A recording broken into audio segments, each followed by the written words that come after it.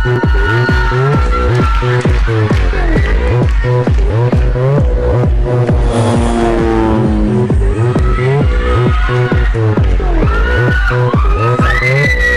ang iyong style. Ang iyong style.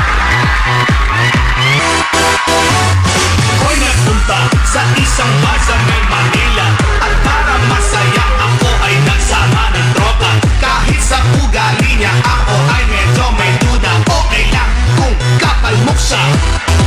Sa aming pagdating, doon sa club, umaapaw daming babae, magaganda at super sexy mga babae. Ako ay napagwapo, dahan-dahang lumapit sa babae. Ang aking tropa sumusunod sa aking likod.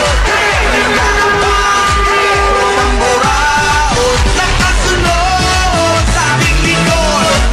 Nagluwakoy, napapakilala, bigla siyang sumingit.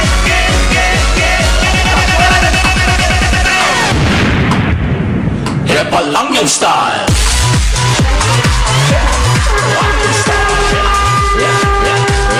Epal lang yung style. Ang yung style.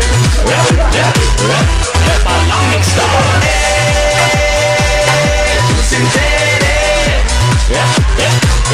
Epal lang yung style.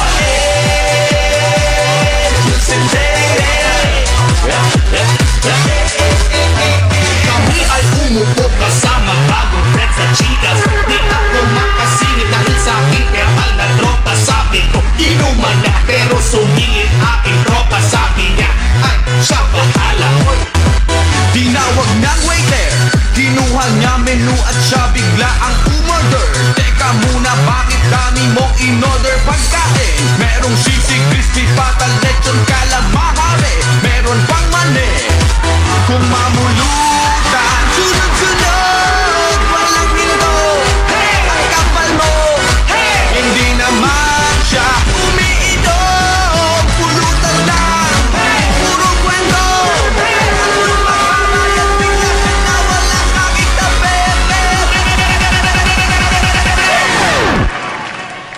Epal ang iyong style.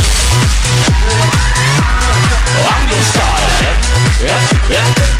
Epal ang iyong style. Ang iyong style. Epal ang iyong style.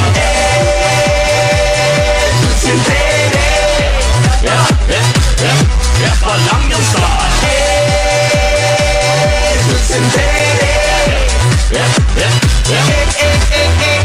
Kapal mo, ikaw ay kapal mo. Pare, epal ka, ikaw ay kapal mo. Kapal mo, ikaw ay kapal mo. Pare, epal ka, super kapal na iyong skin. Epal ang iyong style.